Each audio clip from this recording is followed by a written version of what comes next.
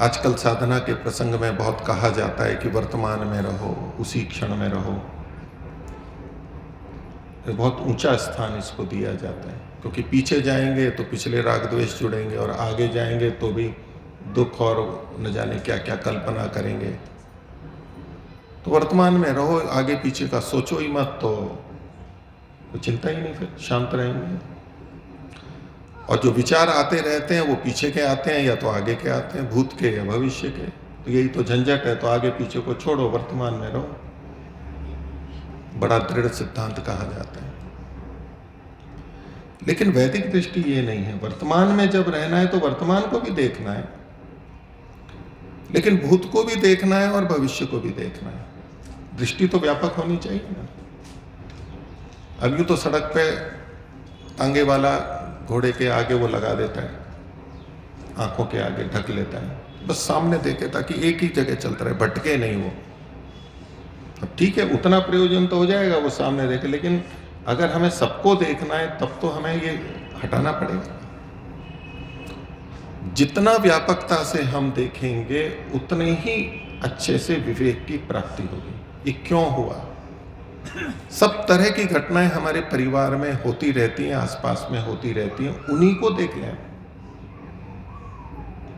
विवेक की प्राप्ति हो सकती है। ऊंच नीच हम स्वयं भी करते हैं और दूसरे भी करते हैं, और उनके परिणाम भी हम भी भुगतते हैं और दूसरे भी भुगतते हैं, और उनसे सीखते रहेंगे। तो ये पिता पुत्र का दृष्टांत एक दिया कि इससे भी विवेक हो सकता है। भले ही शास्त्र ना पढ़े हो, उपदेश गुरु का ना लिया हो, तो भी बहुत कुछ सीख सकते हैं और विवेक को प्राप्त करके वैराग्य की स्थिति में जा सकते हैं। अब जब संसार को देखते हैं तो उससे कैसे विवेक प्राप्त होता है, उसके कुछ उदाहरण भी इन्होंने दिए, निष्कर्ष दिए। सुख पाना चाहते हैं, दुख नहीं चाहते हैं, मूलभूत है ही हमारा। तो 5वें सूत्र में कहा, शेनवत सुख दुखी त्याग वियोगाभ्याम। शेन पक्षी का नाम है, हम बाज कह लेते हैं या चील कह लेते हैं, उसके समान ये दृष्टांत है, कथा है। हम सुखी और दुखी होते हैं, उसमें दो उपाय बताए, दो स्थितियों में, त्याग से और वियोग से। ये क्रमशः लगते हैं। अब ये संसार की चीजें छूटने वाली तो होती ही हैं, छोड़ी ही जाती हैं। यदि त्याग करके छूटेंगी या छोड़ेंगे तो सुखी होंगे, और यदि उनका वियोग होगा तो दुखी होंगे। छूटनी तो है वो चीज। तो 10,000, 1,00,000 जितने भी रुपए या कोई खाद्य पदार्थ हमने किसी को दिया, त्याग किया, तो हमारे पास तो वो चीज नहीं रही, लेकिन हम सुखी हैं उससे। और दूसरे ने उतनी ही राशि या उतना भोजन हमसे छीन लिया, तब भी हमारे पास नहीं है, लेकिन तब हम दुखी हैं। तो एक सूत्र दिया, शेन पक्षी मांस लेकर के, जो उसका भोजन है, जा रहा था, बहुत से पक्षी उसके पीछे पड़ गए, वो उसको छोड़ नहीं रहा था, अकेला ही सारा लेकर के उड़ गया था। अब दूसरे भी लेना चाह रहे हैं, उसके लिए उसको चोंच मार रहे हैं, उसे छीन रहे हैं, तो उसको कष्ट हुआ। छोड़ रहा नहीं है, खा भी नहीं पा रहा, और दूसरे भी छीन रहे हैं, किसी ने थोड़ा छीन लिया और कष्ट भी हुआ, और अंततः छीन ही लिया लोगों ने। और एक उसने देखा कि भी मेरे को जितना चाहिए ले लिया, अब ये अतिरिक्त है, क्योंकि ये दे दो दूसरों के लिए, दूसरे पक्षियों के लिए, त्याग कर दिया उसका। तो जो त्याग न करने का कष्ट था वो उसको नहीं हुआ। घर परिवार में भी हम ऐसा देख सकते हैं। यही तो संघर्ष बहुत सारे होते हैं इस कारण भी। तो जब जो चीज छोड़नी है, बच्चों को देनी है, दूसरों को देनी है, त्याग कर दिया तो सुख है, और नहीं तो एक दिन तो छूटने वाली है, या छीन ली जाने वाली है किसी भी तरीके से, उचित अनुचित तरीके से, और तब बड़ा दुख होता है, बड़ा कष्ट होता है। तो जो चीजें छूटने ही वाली हैं उनको स्वयं छोड़ देना।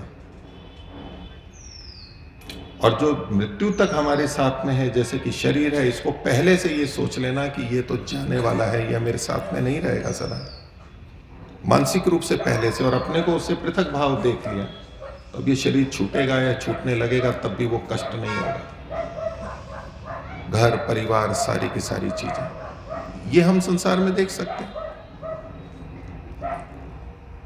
तो त्याग और वियोग दोनों में ही परिणाम तो, यानी वस्तु का हमारे से हटना तो बराबर है, लेकिन उसका जो फल आने वाला है या उससे जो हमारे पे प्रभाव आने वाला है, एक में सुख है और एक में दुख है।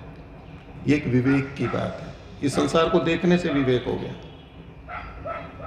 तो विवेक की प्राप्ति इस सुख और दुख के संदर्भ में एक दृष्टांत देके उन्होंने कही।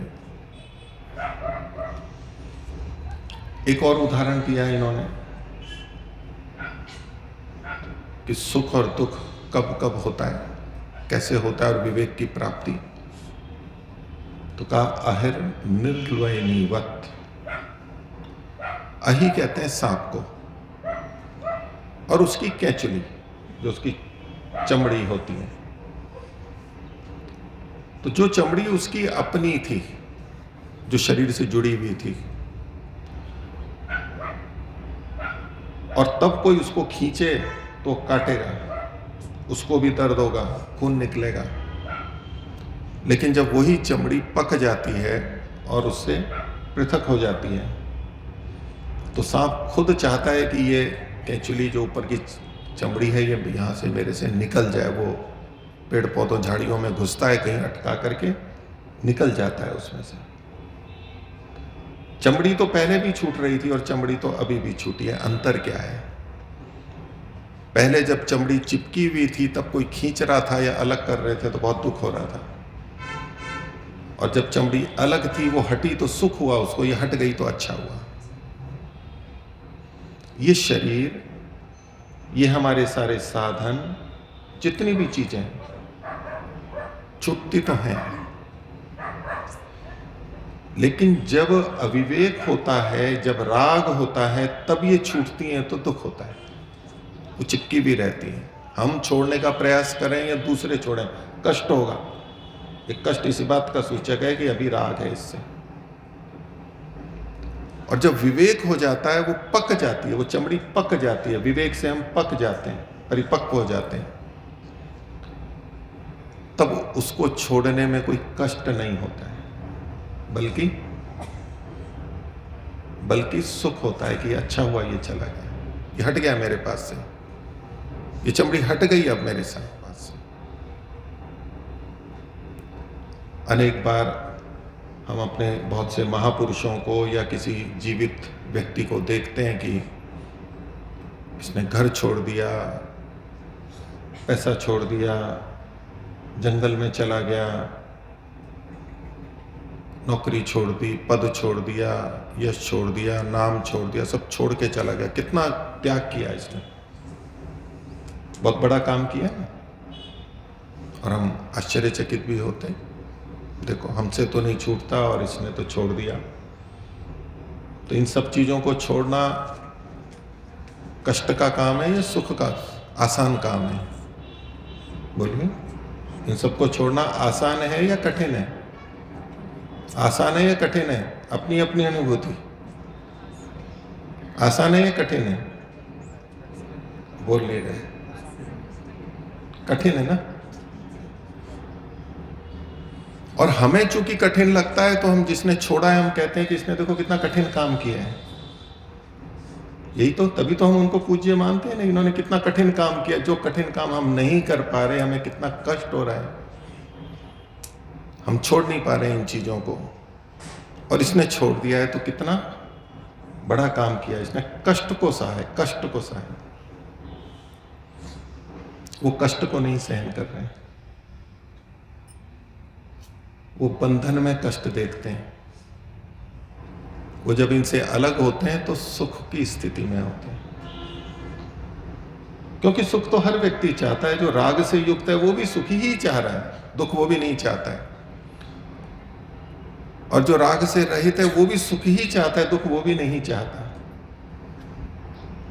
तो जब हमारा इन संसार के पदार्थों से राग होता है और तब ये छूटती हैं, ये हम छोड़ने का प्रयास करते हैं कहने पे कि हटाओ इसको, तो हमें दुख होता है, छोड़ नहीं पाते हैं।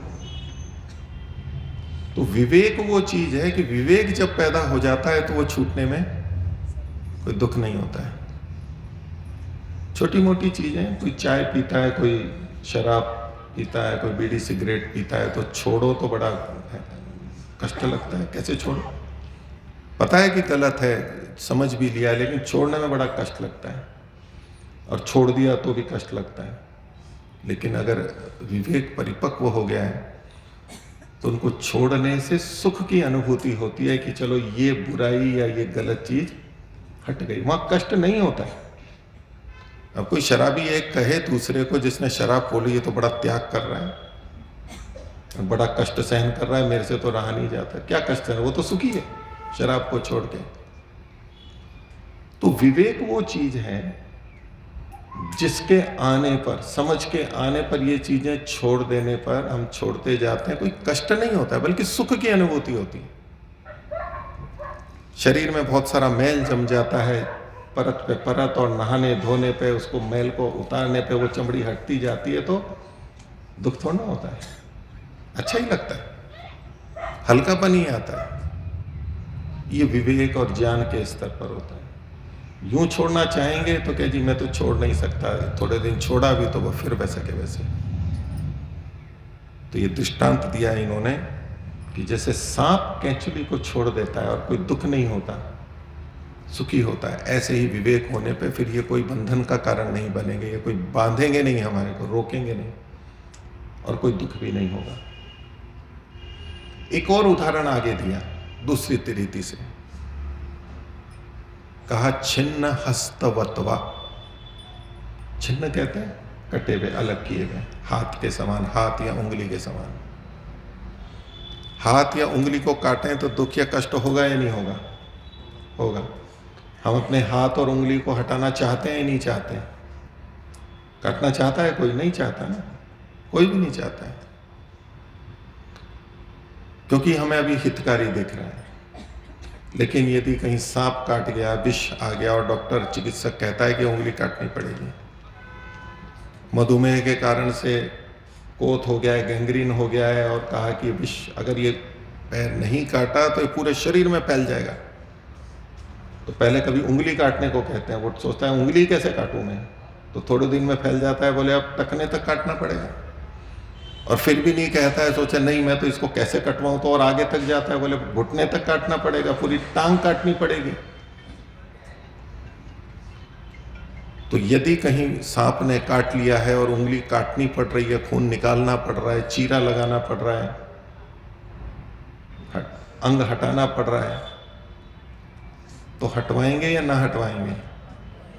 तो वैसे तो नहीं हटवाते, लेकिन जब उससे युक्त रहने में दुख दिखाई दे रहा है, कष्ट दिखाई दे रहा है कि इससे तो मृत्यु हो जाएगी, इससे तो हानि हो जाएगी, तो वो भी कटवाने को हम तैयार हो जाते हैं, छोड़ने को तैयार हो जाते हैं।